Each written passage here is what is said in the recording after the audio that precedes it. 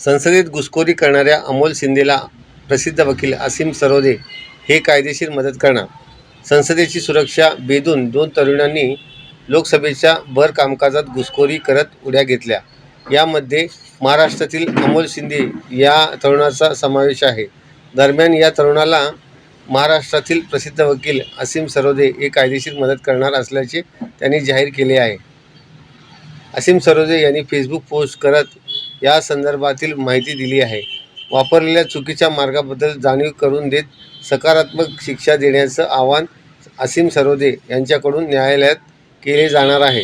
तर अमोल शिंदेवर लावलेली कलमं चुकीची असल्याने अमोल शिंदेला कायदेशीर मदत करणार असल्याचं असीम सरोदे यांनी जाहीर केले आहे.